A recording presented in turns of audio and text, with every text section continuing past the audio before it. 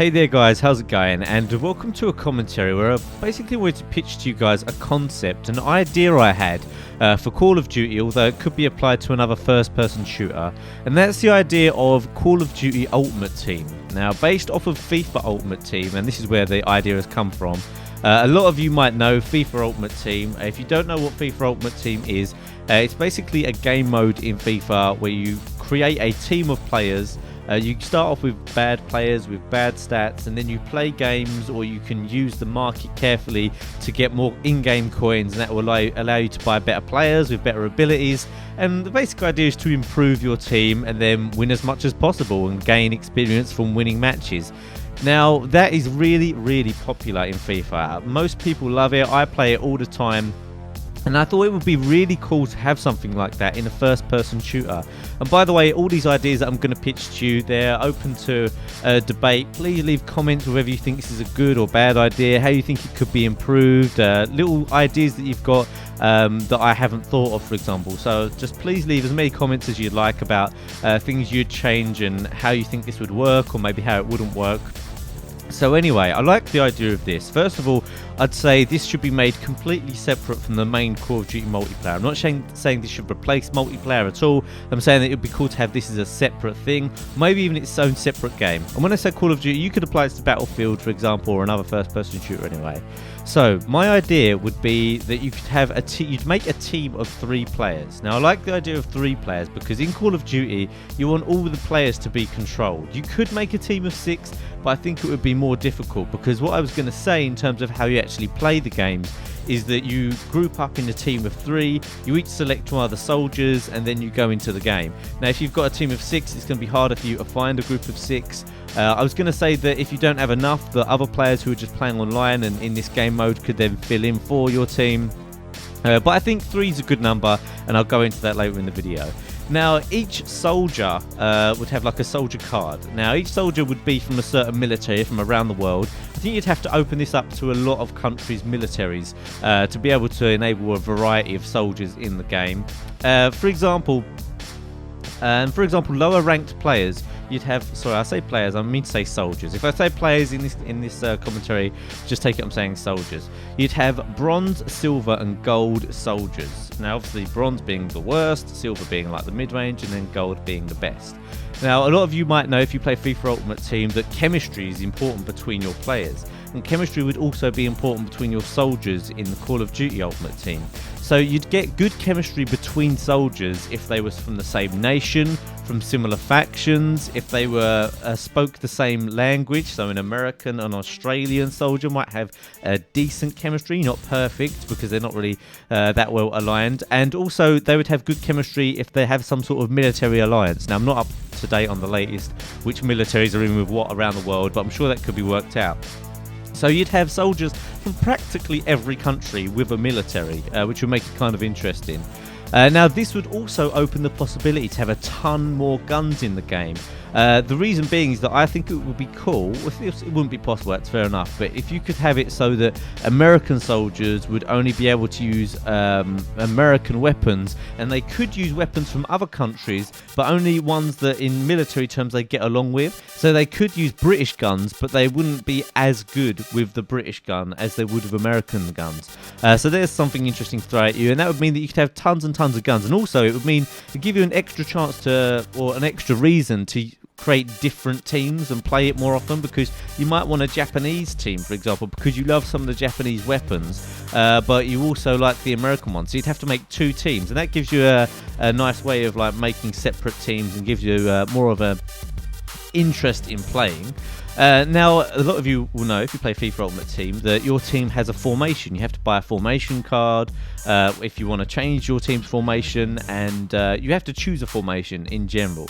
Now, what I would say is the way you could apply this to Call of Duty is that a formation would consist of which certain role your soldier has. So, for example, a role would be an assault, an SMG, a shotgun, a sniper, or an LMG guy. Now, the more desired formations, for example, which would be assault, SMG, or assault, sniper, they would be quite rare. you wouldn't be able to have them from the start. You'd have to start with one of the less desirable ones. And if you were to buy a formation card for these formations on the market, then they would be quite expensive, for example. So you might start off with a LMG sniper shotgun formation, and you have to work your way up, earning points until you can earn enough money to unlock a better formation, which would allow you to compete at the top, which would be maybe assault and SMG guys. Now, player attributes. Each soldier would have an attribute card with attributes on, similar to FIFA, like I'm sure you guys can imagine that. Now, some of these attributes are abilities in the game, are perks in the game, and ones that actually can't be attributed to a number I've put as abilities. You'll see that in a second. So anyway, let's go over what I thought could be a list of abilities that people could have, numbers that they could have ranked out of 100.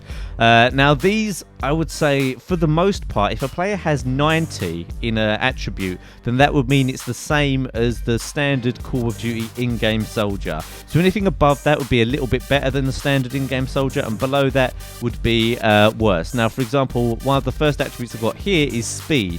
So, for example, if your player had 90 speed, they would run at the same speed that a normal soldier runs at in Call of Duty multiplayer. If they had 100, they'd run a little faster, and if they had 80, they'd run a little slower. So that you can get an idea for how that would work. So the attributes I've got is speed, which is run speed, dexterity, which would be climbing and mantling objects, also melee recover speed. Flak jacket, which is obviously resistance to explosive. Arm, now this could be how far you could throw a grenade. So 85, 90 I would say would be the normal distance that a normal soldier would throw a grenade. Had anything above that, they could throw it further, and if your player had like 60 for arm, they could only throw the grenade a short distance. Fast hands, the speed at which grenades and equipment can be used, so like Quick Draw Pro from Modern Warfare 3. FMJ would be an ability out of 100. So obviously if you had 90, it would be standard in-game. If you had 100, it would be like having full FMJ. Actually, I'd say if you had 90, it would be like having FMJ. If you had 80, it would be like having FMJ in-game. And if you had 100, or not that you would get 100, but you had like 95 for FMJ, your bullets would really fly through. Awareness out of 100, which would be the volume of enemy footsteps, and then ninja, which would be the ability to quieten your footsteps. So if you had, for example, 90, then your footsteps would be really quiet. If you had 90 ninja, for example. If you had 100, you'd be dead silent. So special abilities, these are things that are perks that I think would be cool to put in the game, but you can't really have a number value for these things. They're kind of off or on. For example, sit rep, you can either see explosives or you can't, so it's kind of wouldn't really make sense to have it out of 100. And now in terms of these abilities, similar to skill moves in FIFA, your soldiers, depending how good they were, would only be able to have a certain amount.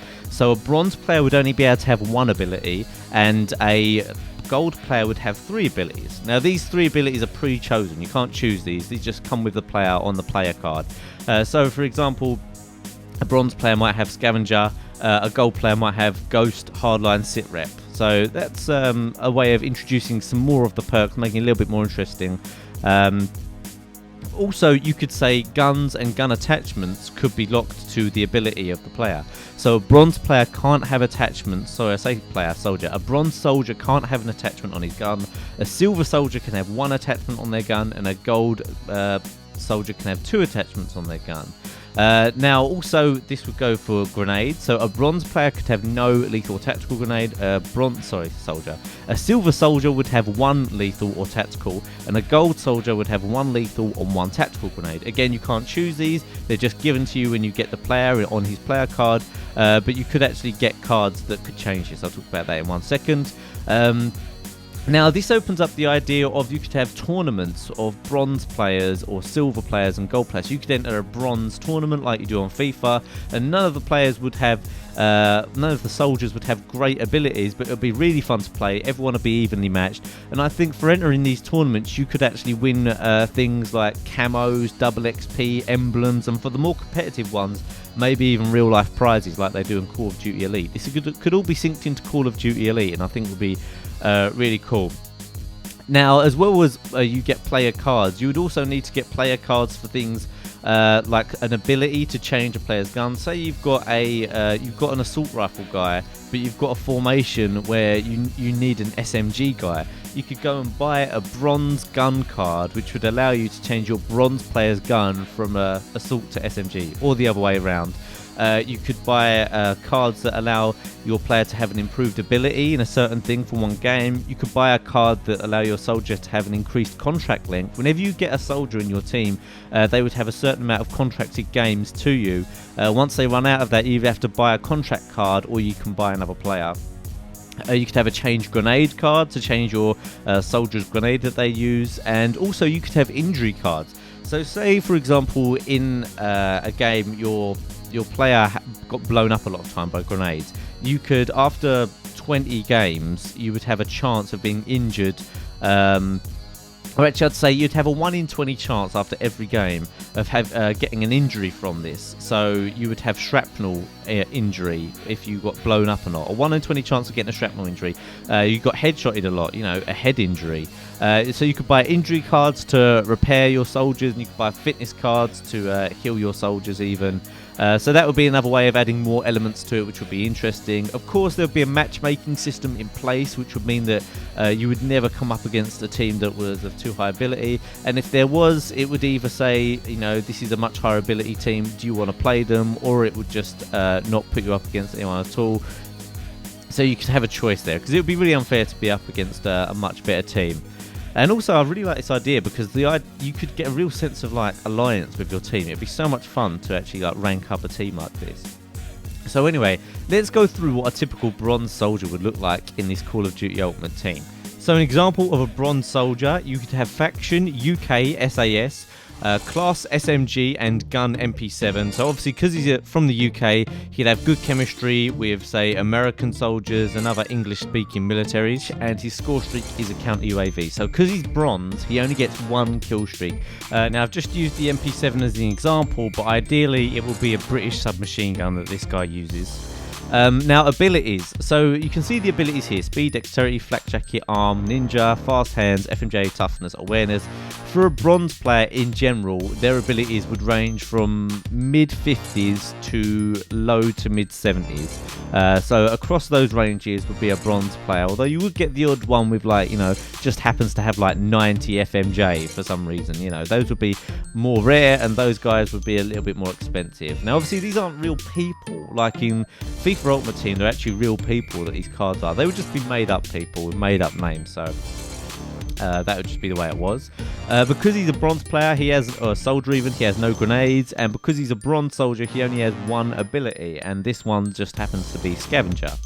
Okay, so now let's look at a typical gold player in this system. So a gold player, for example, could have faction would be US Navy SEALs. This would be an assault guy, and his gun could be a Scar 8. Now, because this is a gold soldier, they have 3 score streaks. These are just randomly associated to each player, and I'd say they can't be changed, which make it interesting, makes you have to search for certain players that you'd like the kill streaks of. So this one's score streaks are Sentry, Stealth Chopper, and Dogs. And the abilities you can see down below. So a gold soldier's abilities would range from around 80 to the high 90s. Because he's a gold soldier, he can get 1 Semtex or 1 lethal on 1 tactical grenade. This one is Semtex and concussion. And because he's a gold soldier, he has 3 abilities. So sit rep, hardline, and tactical mask. So you can see here, if you had a team of gold players, you managed to work your way up to a team of gold players, you'd actually have some really good soldiers. You'd have really good abilities, good kill streaks, and it'd be a lot of fun. And it would actually be really rewarding to have worked your way up from a bronze soldier who has, no grenade, who has 1 kill streak, who doesn't have the best abilities, only has 1 perk ability. Work your way all the way up from fighting games and playing in clan tournaments and challenges and against other teams to work your way up to having a gold team with great chemistry, great guns. There's so much variety you could have here. Variety with the guns, with the factions of the players, variety with, you like certain teams, you really like players who have flak jacket abilities, so you search that. I think there's loads of playtime in this. Of course, there's loads of faults and things that you could expose. People try and expose this, but as a general idea, I think this would be an absolute ton of fun. Let me know what you think in the comment section below. Maybe we could get this out to a developer or something, and they might think about putting this in a new Call of Duty or even a Battlefield, or maybe it could be its own game. But I'd love to see it in Call of Duty. So I hope you guys enjoyed watching. If you'd like to subscribe to me and my channel, you can do so. There's links at the end of this video to other videos of mine. Don't forget to like the video as always if you did, and give it a favourite if you think this really is a good idea. And I'll see you guys soon.